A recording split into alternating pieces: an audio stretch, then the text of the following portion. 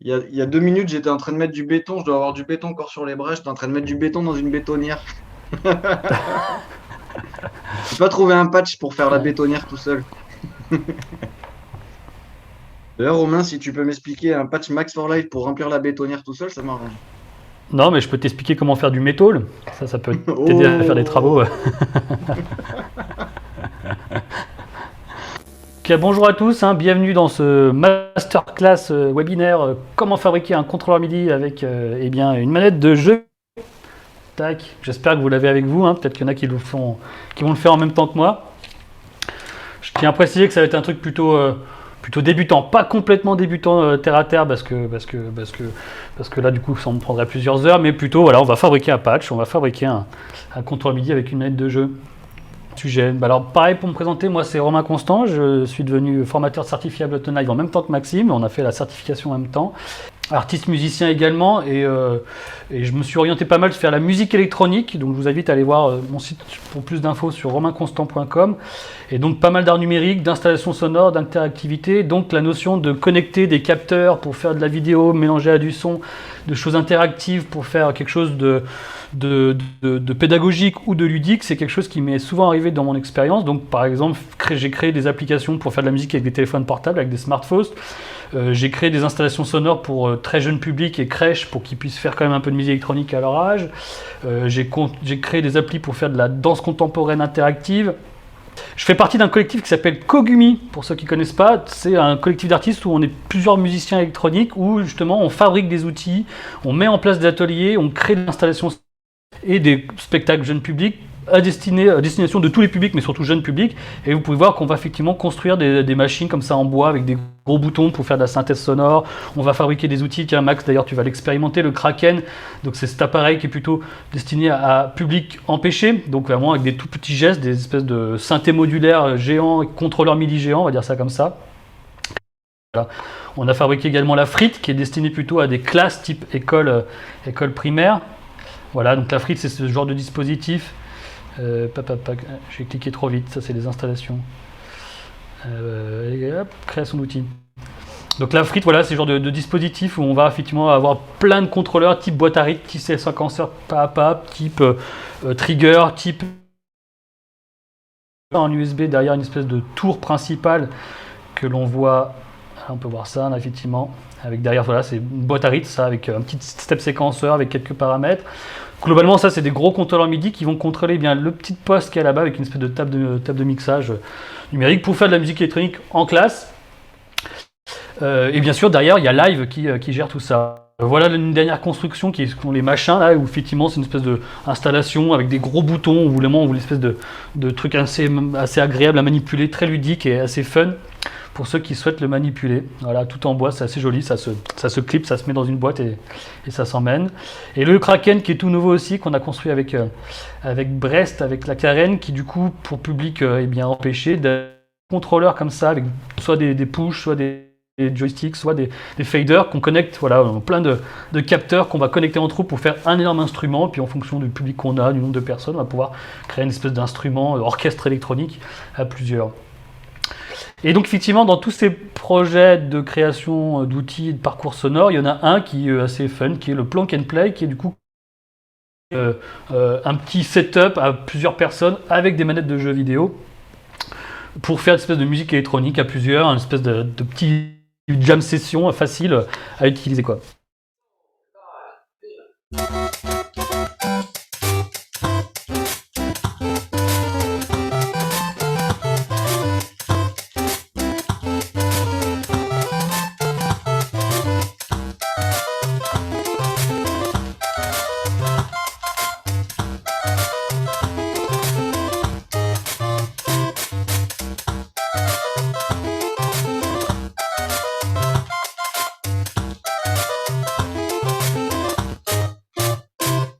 Voilà à peu près ce que peut être un exemple d'utiliser une manette de jeu vidéo pour faire de la musique. Alors, on n'est pas obligé de faire de la musique de jeu vidéo quand on utilise une manette de jeu vidéo. Hein. Là, c'est un délire parce qu'ils sont partis sur un truc de Tetris, Mario et d'autres jeux. Mais ça peut être fun de voir ce truc un peu, on a avec plusieurs manettes, de jouer soit avec des notes, soit des déclenchements. On va pas forcément se focaliser bien sûr sur Live, mais bien sur Max for Live, qui est du coup une spécificité de Live. Et vous pouvez voir qu'effectivement, ça va se passer plutôt ici. Hein. Vous voyez qu'il y a un onglet Max for Live qui est dédié. Et la grosse connexion, enfin le gros lien qui est avec Live, c'est effectivement qu'on va avoir ces fameux 3 devices qui sont soit les audio effects, soit les instruments, soit les MIDI. Aujourd'hui, c'est le Max MIDI Effect pour faire un instrument MIDI Effect. Hop, le premier que je prends, c'est celui-ci. On va en prendre un qui est vierge. Donc là, tous ceux que vous voyez ici, c'est ceux qui sont déjà configurés sous forme de patch. En général, moi, je mets des petites gommettes de couleur des favoris pour savoir lesquels j'utilise, hein, mais il y en a beaucoup. Hein. Vous allez voir après où on peut en télécharger, où en récupérer. Je dans une piste MIDI parce qu'on va générer du MIDI et on part d'une page vierge. Le petit onglet qu'on a en plus, qu'on n'a pas sur les autres devices Live, c'est ce petit objet là qui représente un petit objet Max for Live. Alors, il y a un objet qui nous intéresse qui va être central dans tout ce qu'on... Un objet Max for Live qui effectivement va recevoir toutes les informations que envoie un contrôleur type gamepad, type joystick, type jeu vidéo.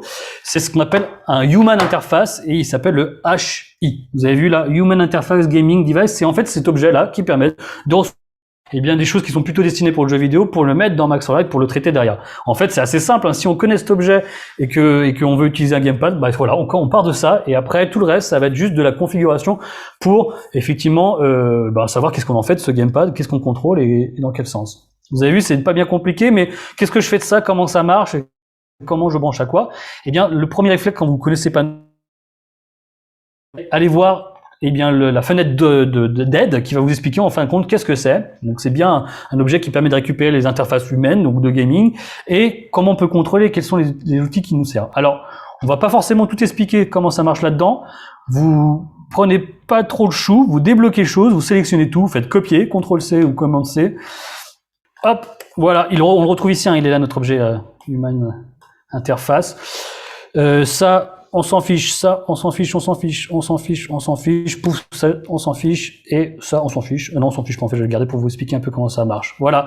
Donc là, je vous explique un peu comment j'ai récupéré ça, comment ça fonctionne, et puis pourquoi on a besoin de tout ça pour pouvoir récupérer des informations de gaming. Eh bien, la première chose, je vais les déconnecter pour les connecter un par un, pour qu'on puisse comprendre comment ça marche. Tac. Voilà, voilà. Là, ici, en sortie de mon HI, je vais mettre un objet qui s'appelle print. D'accord, je vais enlever le pop-up pour qu'on puisse voir. Print, c'est en fait, dès qu'il y a une valeur qui rentre dans l'objet print, il va l'imprimer, dans la console. D'accord? Donc, si par exemple, je connecte un message qui s'appelle info et qui va dans mon Human Interface, et je connecte mon message à mon objet HI et que je clique dessus, donc ça veut dire que là, pour cliquer, soit je lock et je clique dessus, et hop, on va voir les éléments qui apparaissent ici dans ma console. Et pour être plus rapide, je peux effectivement appuyer sur CTRL de mon clavier, et en fait, il me sert de bouton. D'accord? Comme ça, je suis en mode edit, et quand je clique à côté, je deviens en mode lock. C'est un petit raccourci en appuyant sur CTRL. Et vous avez vu qu'à chaque fois que j'appuie sur info, en fait, il nous envoie des informations que le HI a récupérées. Donc là, vu que j'ai une manette qui est connectée en USB à mon ordinateur, et que quand je clique sur info, il voit bien qu'il y a un device, un outil qui est branché, et qui s'appelle manette de jeu Microsoft Sidewinder Freestyle Pro USB. Ouais, le Freestyle Pro, ça c'est classe. Donc il a bien reconnu que j'ai un contrôleur qui est branché. Maintenant, c'est ce que je veux récupérer ces informations. Mais si j'en avais plusieurs de contrôleurs branchés, il faut que j'ai un menu qui permette effectivement de sélectionner quel contrôleur je vais utiliser. Donc pour cela, on va connecter un menu, un U menu. Donc cela, c'est un objet. Je fais U menu. Tape, il est ici là. Vous avez vu? Hop, tac. Je clique dessus et il se transforme en objet que je vais connecter à mon objet HI. Alors pour le connecter, hop, on sort du mode HI, on rentre dans le menu. Par contre, effectivement, c'est pas celle de gauche, c'est celui du milieu. Ça, c'est quand même dans l'objet, on l'a vu tout à l'heure, regardez. Vous avez vu, c'est celui du milieu qui rentre en HI. Ah, c'est le bouton HI qui rentre, j'ai fait une petite erreur. C'est pas celui-ci. Hop, c'est celui-ci qui rentre dans le menu. Si je reclique sur info, c'est bon, il est toujours là. Et maintenant, on va cliquer sur menu, on va prendre l'objet menu ici qui va rentrer dans mon HI pour pouvoir, quand je clique sur menu, paf, vous avez vu, il a inscrit dans le menu les différents contrôleurs qui sont branchés. Donc ça prouve que, mon contrôleur USB, il est bien connecté à mon live, à mon Max for Live, et que je vais pouvoir récupérer les informations. Donc là, j'ai beau appuyer sur des boutons, le print, il ne renvoie aucune information.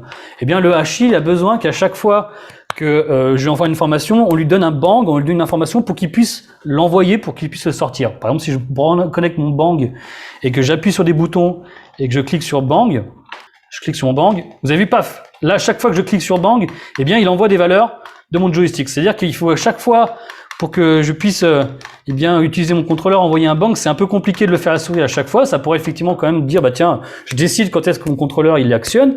Mais pour cela, on va lui envoyer un genre de métronome. D'ailleurs, on pourrait le faire sous forme de métronome pour lui dire, bah voilà, tout temps de millisecondes, je vais t'envoyer un bang pour que tu puisses débiter eh bien, de l'information de mon contrôleur pour qu'en fin de compte, il soit un peu comme une caméra, il puisse photographier à chaque fois que je fais du mouvement avec mon gamepad pour pas eh bien, à chaque fois envoyer un bang. Pour cela, je peux avoir un objet qui s'appelle métro, comme métronome. J'appuie sur N, je tape sur métro, voilà. Et la valeur qu'on met après, on met un espace. Là, on parle en millisecondes, c'est-à-dire combien de fois il va envoyer des bangs. On va se mettre à 1000 millisecondes. 1000 millisecondes, c'est du coup une seconde pour qu'on puisse bien voir là-dessus. Je connecte mon métronome à mon hachis et pour pouvoir déclencher mon métronome, il nous faut un petit toggle pour qu'il puisse se déclencher. Paf. Là, vous pouvez voir ici, vous avez vu, en bas à droite, là, toutes les secondes, j'ai une valeur de mon contrôleur. Si j'appuie sur des boutons, eh bien, toutes les secondes, il envoie un truc, donc ça fonctionne bien, sauf que c'est un peu lent. C'est un peu lent pour quand même contrôler, donc on va pouvoir réduire cette valeur pour se mettre par exemple à 10 millisecondes, ce qui est assez rapide quand même, mais ça marche bien. Je relance mon métronome, paf. Vous avez vu là, c'est vachement plus fluide, beaucoup plus rapide. La particularité de mon contrôleur, je sais pas si vous voyez, mais il a un accéléromètre dedans. En fait, c'est le mouvement, comme s'il y avait une petite bille à l'intérieur qui bougeait, que je peux contrôler. Je peux la désactiver, hein, voilà, vous avez vu, et ce sera du coup ma petite croix qui va déclencher eh bien, mes éléments. Si j'appuie sur les boutons, vous avez vu là, pop, pop, pop, il y a bien des valeurs derrière. Ça fonctionne. Pour savoir, pour ceux qui connaissent le métro, on peut effectivement le synchroniser avec live derrière. Si par exemple, je tape la fonction, eh bien, set avec le petit N, ça veut dire effectivement, il va déclencher toutes les doubles croches de mon live ici avec mon BPM qui est en haut ici. Donc ça c'est intéressant, c'est-à-dire qu'on pourrait déjà synchroniser mon joystick là et mon contrôleur, synchroniser au tempo de live à la double croche ou à 8N si je veux mettre à la croche. Et il y a un autre objet qui est quand même bien plus pratique que le métronome pour vous déclencher, c'est cet objet-là qui s'appelle Paul, je ne sais pas comment le prononcer autrement, et qui va envoyer du coup toutes les 10 millisecondes eh bien, des informations. Ça va être quand même bien plus pratique de faire ça qu'avec le métronome. Donc si je connecte mon Paul et que je le mets là-dedans et que je... Bon, voilà, à chaque fois que j'envoie mon pôle, mettant les informations. Donc là, on a fait quand même le plus gros du boulot, en fait. C'est-à-dire qu'on reçoit des informations, eh bien, de notre game controller. Ça rentre dans l'ordinateur, ça rentre dans Max4Live. Maintenant, c'est super, on a nos informations. Qu'est-ce qu'on en fait? Et quelle est l'utilité? Nous, ce qu'on va en faire, c'est va être assez simple de récupérer tous les boutons du pad pour déclencher des notes, pour en faire de la percu. Moi, je voulais faire de la percu avec. Et on va utiliser l'accéléromètre, la deux axes d'accéléromètre, pour en faire un filtre ou un paramètre d'un synthétiseur pour avoir une espèce de manipulation. Donc il y a deux choses qui nous intéressent. Récupérer les boutons pour en faire des notes MIDI, récupérer le XY pour en faire un control change, une valeur de transformation d'un paramètre de live. Bien, je reçois tout plein de valeurs.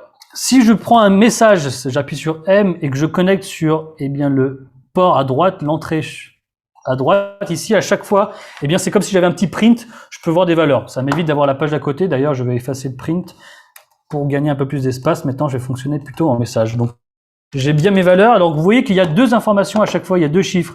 Il y a un chiffre à gauche, 0, 4, 5, 0, 4. Et derrière, il y a des grosses valeurs un peu plus complexes, du genre 32 000. Hop, je peux avoir des choses un peu compliquées.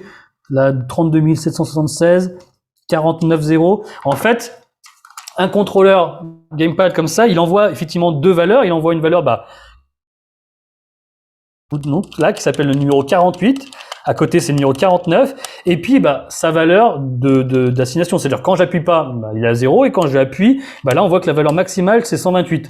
Ce qui est quand même plutôt pratique, c'est que c'est déjà un peu du MIDI, parce qu'une valeur MIDI, ça vaut pareil de notes de 0 à 128, 127, mais là, c'est 128 du coup. Du coup, c'est déjà Et puis si je bouge avec ma croix là, ou mon mouvement, on est sur des valeurs de 0 à un peu plus compliqué quand même, on est sur un truc un peu plus lourd. 0 à 3200, le maximum c'est 6600 quelque chose. En gros, c'est tous les paramètres de progression de mon contrôleur entre 0 et 100%, qui est là une espèce de chiffre qu'on va voir après, je sais pas combien c'est. Là, je l'avais noté, c'est 65 535. C'est tous les paramètres que je peux faire. Donc, pour cela, je crée un objet qui s'appelle route. Hop. Tac. Et ensuite, je vais lui dire, qu'est-ce que je veux router? Quels sont les paramètres que je veux recevoir? Donc, en gros, quand ça va rentrer, tout le paramètre qui va commencer par le numéro 4, il va sortir par un outlet, c'est-à-dire une sortie en dessous de l'objet. Tous les paramètres qui commencent par 0, on a vu que c'était 0, il va sortir dans un deuxième outlet. Vous avez vu, à chaque fois que je crée un chiffre, je mets une bêtise si je mets 33, hop, il crée encore une sortie. Donc à chaque fois qu'il y a un truc qui va s'appeler 33, il va sortir. Donc sauf que là, j'ai pas d'objet 33. On va voir les objets que j'ai. On a du 48, 49, 50, je vous montre en même temps, 51, 52, 53, derrière 55, 54, 55. Donc de 48 à 55. Ah, j'ai un 57 aussi. J'ai un 24, un 0 et un 4. Donc on a dit qu'on allait router tous ces objets. Alors on avait un route 0, un route 4, un route 48, je dis pas de bêtises, 48, un route 49, 50, un espace à chaque fois, 51, 52, 53, 54 et 55. Donc là, je vais faire un petit truc visuel pour voir si ça marche. Je connecte mon objet hashi à mon première entrée de route. Vous avez vu qu'à chaque fois là, ça normalement c'est expliqué effectivement dans les petites vidéos de Maxime, on a quand même des informations de qu'est-ce que je branche par réflexe.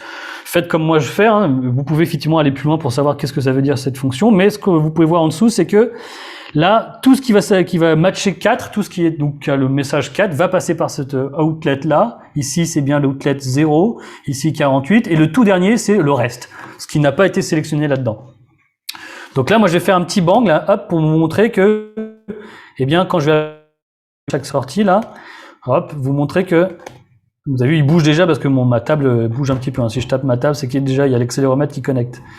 Hop. Tac, je les connecte vite fait, pas très joli pour le moment, c'est juste pour vous montrer que c'est bon là. Mes valeurs ici, voilà, vous avez vu quand je bouge le 0 et le 4, ça fonctionne. Et puis quand j'appuie sur le 48, paf, c'est le premier bouton, 49, 50, que je les ai bien répartis sur différentes lignes. Je peux les récupérer pour après décider quelle note MIDI ça va générer. On l'a vu, il est là, pouf. Donc ça ressemble beaucoup à un bang, je vais l'agrandir pour que ce soit un peu plus esthétique. Tac. Et j'ai 1, 2, 3, 4, 5, 6, 7, 8 boutons, je vais en faire 8. Copier-coller. Il y a un bouton, si vous appuyez sur Alt et que vous déplacez un objet, il fait automatiquement copier-coller, c'est assez rapide. Donc là j'en ai 4. Pouf, 4, 3, 4, 5, 6, 7, 8, parfait. Ça, merci, bonsoir. Ça ici, et puis on connecte. Propre à chaque bouton. Toi, c'est toi, toi, c'est toi. Comme ça, on aura un visuel de savoir si j'ai bien appuyé, si les valeurs sont bien parties. Tac. Et tac. Si on reste 1, ça veut dire ce qui n'est pas dans mon route. C'est tout le reste, donc j'en ai pas besoin. 48, ça marche. 49, ça marche. 50, ça marche. 51, 52, 53, 54 et 55. J'ai bien tous mes boutons qui récupèrent là-dessus. Et mon XY, là, c'est pareil, ça fonctionne de l'autre côté. Il y a un objet qui est assez intéressant qui s'appelle note out. C'est-à-dire il va créer une note et il va la sortir dans live. D'accord? On peut voir qu'ici, note out, il a besoin du coup du pitch, c'est le fameux chiffre de ma note MIDI, et il a besoin à côté de la vélocité. D'accord? Soit c'est 0, c'est la note est éteinte, soit c'est une autre valeur, et ça envoie une valeur MIDI. Vous avez vu que ça envoyait 128, ça marchera si j'envoie du 128, donc je crois que je vais pas m'embêter à envoyer une valeur différente. Je vais tout simplement connecter ces valeurs de route, là, ici, sur tous ces paramètres, dans mes valeurs. Sauf que là, du coup, vous avez vu ici, si je sors un objet, normalement, il a enlevé le 48, 49, paf, je mets là-dedans. Si j'appuie sur mon bouton, vous avez vu, il n'envoie que la valeur 128. Donc, il va pas savoir quelle fonction je vais envoyer, il sait pas comment ça se passe. Il va pas bien comprendre comment récupérer ma valeur. Et il a que le 128, il a que la vélocité. La vélocité, c'est cool, je peux la mettre dedans, je pourrais faire ça. Mais j'ai besoin de la valeur 48. Alors, j'ai réfléchi à quelle était la manière la plus simple. Je recrée un message, quand je clique, il envoie la valeur 48 ou une autre note. J'ai fait, mais en fait, ils y sont depuis le début, ils sont là, en fait, mes messages. Pourquoi je vais me simplifier? En fait, ils sortent même, ici. Il y a un endroit tout simplement, où j'ai déjà le chiffre et une vélocité à côté qui peut rentrer. Donc, j'ai pas besoin de trop m'embêter à faire quoi que ce soit. J'ai plus qu'à rentrer ces éléments là-dedans. Sauf qu'il faut que je sépare que ici, je dois avoir le chiffre de ma note. Ici, je dois avoir la vélocité. Et donc, on a un objet qui permet de séparer les valeurs en deux qui s'appelle unpack. Vous avez vu? Tac. Il va unpacker les éléments. Donc, ça veut dire unpack, c'est l'inverse d'ailleurs d'un objet qui s'appelle pack. Tac. L'unpack, il a une entrée et deux sorties, il va séparer en deux. Et le pack, il a deux entrées et une sortie. Deux sorties, deux entrées pour une sortie. D'accord? Donc, nous, ce qui nous intéresse, c'est ça, c'est-à-dire, on prend ces valeurs-là qui sortent, paf. Et ici, je vais avoir le pitch. On va d'ailleurs le mettre sur un message pour bien voir que c'est ça. Hein. J'utilise beaucoup l'objet message pour bien voir que j'ai bien séparé les valeurs. Et un deuxième, hop, ça j'en ai plus besoin, pour la vélocité. Normalement, à gauche, je vais avoir ma note, c'est ce qu'a besoin ma note out, et à droite, j'ai ma vélocité, ça va fonctionner nickel. Ici, je le garde quand même ce route, parce que ça me permet quand même d'avoir un visuel de quel bouton j'ai appuyé. Mais pour tout ce qui déclenche MIDI, en fin de compte, j'ai juste à connecter mon pitch ici, et ma vélocité là. Tac. Alors normalement, je crois que si je dis pas de bêtises et que je vais dans live, vous avez vu, hop, on peut voir que c'est bon, j'ai bien des valeurs MIDI dans la piste, tac, ça sort bien des valeurs MIDI. On a un MIDI moniteur qui est génial dans les Mice Device dans Live 11 là, que je trouve bien efficace, ça me sert beaucoup au MIDI moniteur, voilà, pour voir que, voilà, il est bien en train de recevoir des notes. Vous avez vu, moi j'envoie 128, il comprend 127, donc ça marche bien. Là c'est un Do 2, bah, ça tombe très bien pour mon 48. Je mets en flow là, et que j'ai bien tous mes boutons qui envoient des notes avec des valeurs. Super, on va pouvoir faire un synthé. Si je mets un petit synthé derrière, normalement, c'est censé marcher. Instrument, électrique. Tu vas me dire si vous entendez. Vu qu'on a 48-49, on a une gamme chromatique. Hein. Super, on a fait le plus gros du boulot quand même de pouvoir déclencher des notes avec notre contrôleur. Vous avez vu, hein, c'est pas bien compliqué. Hein. Cool. Ça y est, il a craqué. Non, je bosse au gramme, hein, je fais de la musique contemporaine alors. On a fait le plus gros du boulot en fait, c'est-à-dire déjà, pouf, ça envoie des informations dans notre out, on a fait un truc déjà quand même pas mal. Ce qui nous intéresse quand même, c'est ce XY qui est quand même cool d'avoir un truc un peu fluide. Mais alors là, on n'est plus dans une valeur MIDI, on n'est pas sur du 0 à 127, on est du 0 à 65 000, c'est un peu compliqué. Et donc, il va falloir que quand même, les valeurs 0 restent 0, mais que quand j'aille à 65 000, en fait, j'aille à 128. Donc, il fasse une espèce de calcul mathématique. Il me divise par 128 pour que mon 0 reste 0, mais mon 65 000 devienne 128. Et il y a un objet qui est génial pour ça, et tu utilises souvent aussi chez Max, c'est le scale, qui permet effectivement, de scaler les informations, de lui dire, tiens, quelle est ta valeur minimum? Ma valeur minimum, c'est 0. Quelle est ma valeur maximum? C'est 65 000, on l'a vu, hein, 65 000. 635, je vais mettre 65 000 pour avoir un chiffre rond. Qu'est-ce que je vais en faire? Je vais en faire une valeur 0. Et j'ai une valeur maximum de 127. Ce qui fait que je lui donne, qu'est-ce que j'ai? J'ai un minimum maximum, qu'est-ce que je veux en sortir? Et c'est une valeur là-dessus qui sort. Je rentre mon 0 là-dedans dans mon scale, et on va voir comment ça sort de l'autre côté. Hop. Voilà, vous avez vu? Pouf, ça va de 0 jusqu'à 128. J'aimerais bien utiliser un petit visuel, comme j'ai fait ici. Là, j'ai des petits boutons pour voir quand est-ce que j'ai cliqué, pardon. Je vais avoir un petit visuel. Alors, on pourrait avoir le slider qu'on a vu tout à l'heure, qui est quand même plutôt pratique. Donc, je connecte mon petit slider là-dessus, et du coup, je vais pouvoir, avoir ma valeur visuelle. Vous avez vu, avec mon X, et je vais mettre pareil pour Y. Ça pourrait être ça, hein, pareil. Donc là, j'ai bien mes deux paramètres. Donc, on a un espèce de fader pour contrôler mes éléments. C'est quand même cool. Mais il y a un objet que j'aime beaucoup, qui est, si je dis pas de bêtises, Pict Slider. Pict. Ah non, Pict Control, c'est ça, hein? Non, Pict Slider, il est en dessous. C'est celui-là. Paf! Pict Slider, en fait, c'est déjà un petit joystick XY qui a besoin de recevoir deux valeurs. D'accord? Et qui va me permettre d'avoir un peu comme une souris ou comme un joystick traditionnel. Ça tombe bien, c'est un peu un joystick que j'ai, pardon. Je sais pas trop les infos, je clique sur le droit. Vous avez vu, là, on peut voir, tiens, j'ai une valeur à gauche, une valeur à droite. Il veut une valeur, de 0 à 128, hein, si je dis pas de bêtises, pareil pour un XY, c'est exactement ce que j'ai fait, ça tombe très bien. Je connecte ma valeur Y à ma valeur Y, verticale, horizontale, et normalement, wow, ça marche. C'est bon, j'ai mes valeurs. Maintenant, c'est ça qui m'intéresse de comment je vais contrôler live. Alors, je pourrais faire du coup effectivement un control change et après je pourrais le mapper dans live. Mais en fait, je vais faire un truc qui est pas mal et qui est en fin de compte aussi une des pratiques de live. Ça veut dire en fin de compte de aller récupérer d'autres objets que d'autres constructeurs ont fabriqué de Max Device pour en fait combiner avec le vôtre. C'est-à-dire qu'en fait compte partir d'une page vierge comme ça et construire en entier, ça se fait. Mais en fait, Max Live c'est quand même une technologie ouverte et l'idée c'est quand même d'aller chercher des outils que d'autres ont fabriqués, partager, peut-être en acheter des fois si on trouve ça pertinent ou pourquoi pas si vous avez travaillé et que vous trouvez ça légitime de valoriser le temps que vous avez fait de le vendre, mais en tout cas l'idée c'est quand même d'échange et moi il y a certains objets que je serais incapable de fabriquer et je suis bien content que quelqu'un ait possibilité de me donner accès à cet outil pour pouvoir effectivement le récupérer. Et il y en a un qui est quand même assez intéressant et qu'on utilise souvent, qu'on va aller chercher, et pour cela on va aller chercher en fait dans un device Max for Live, et je vous invite à aller sur le site maxforlive.com, hop, voilà. Et donc dans le maxforlive.com, vous allez voir en fait énormément, peut-être qu'il y en a qui connaissent déjà, et bien de devices que certains constructeurs ont déjà fabriqués avec des interfaces propres. On peut voir qu'il y a des choses qui sont ultra classe au niveau esthétique. Ça c'est propre à chacun. Il y en a qui sont ultra complexes et complet, et d'autres qui vont être ultra minimalistes. À vous de choisir parmi la quantité astronomique de devices qu'il y a là-dedans.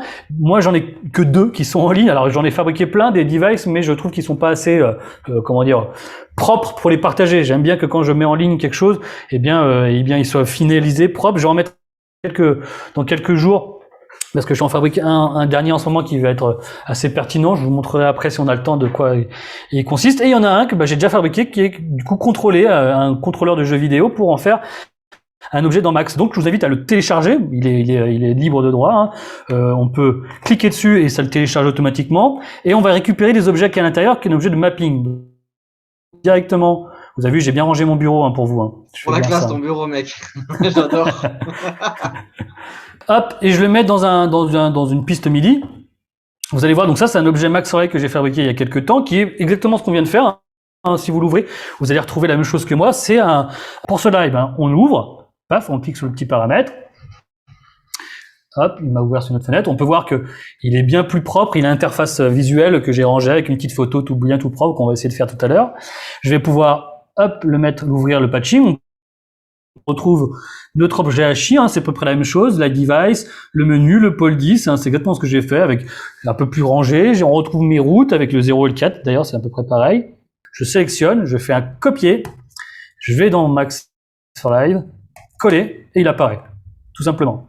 Ici, mon objet ici, là, il doit pas recevoir une valeur de 0 à 127. Je sais pas pourquoi, mais lui, il veut une valeur de 0 à 1. En gros, de 0 à 100%, mais c'est une valeur avec une décimale de 0 à 1. Donc, je vais devoir transformer les valeurs qui sortent ici pour qu'il rentre en valeur 0 et 1. Sinon, il comprendra pas. D'accord? Donc, par exemple, au lieu de avoir un float qui va de 0 à 127 qui est au-dessus, ça, il va pas comprendre, ça va être trop important. Il faut que j'ai une valeur qui va 0,0001.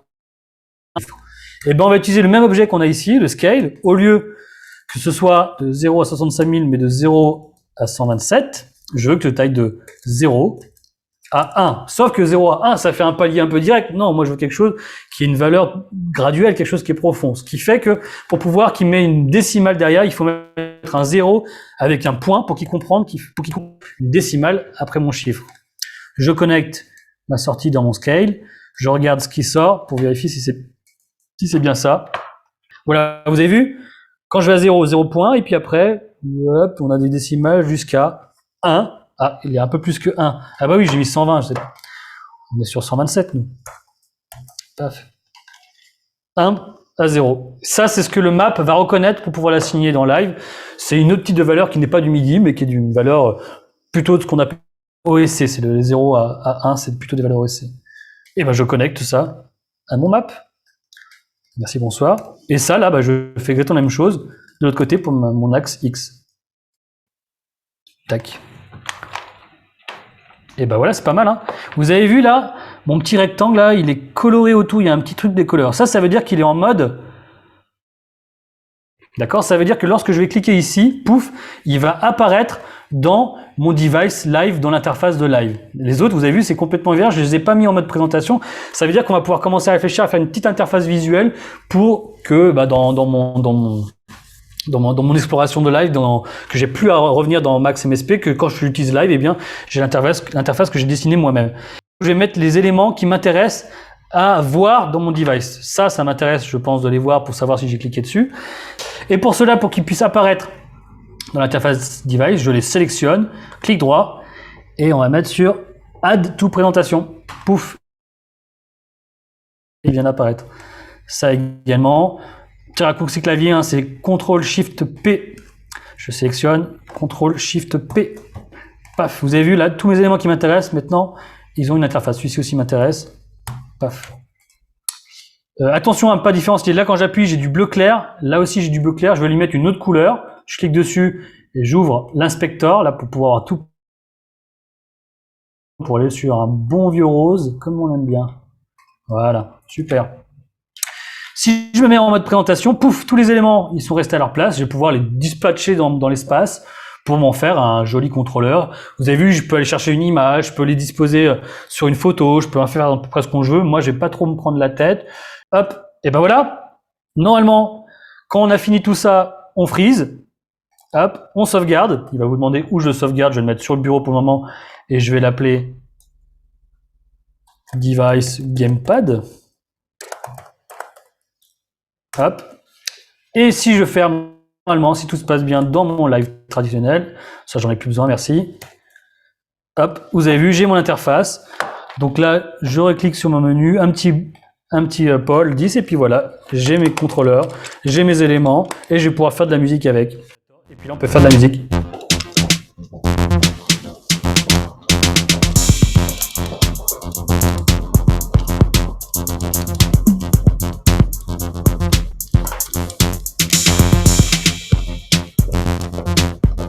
Alors, il y avait peut-être des choses que je devais communiquer aux gens qui ont participé, mais moi, il y avait deux, trois choses qui m'intéressent à expliquer à ceux qui, du coup, vont peut-être développer des devices Max for Live avec des gamepads et puis peut-être les utiliser dans un contexte musical de scène ou avec des projets pédagogiques. Je suis très curieux que vous m'envoyiez vos retours et vos devices que vous fabriquez si vous faites des trucs. Alors, je vous invite à envoyer ça sur, l'adresse education.france@ableton.com. Je vous le mets dans le chat. Et que du coup vous puissiez suivre, qu'on suive vos projets pédagogiques que vous mettez en place. Moi, ça m'intéresse de voir comment vous évoluez et puis on pourra peut-être vous accompagner, vous aider sur des projets. education.france@ableton.com. À très bientôt. Merci Maxime, merci beaucoup d'être là. Salut, ciao. Salut.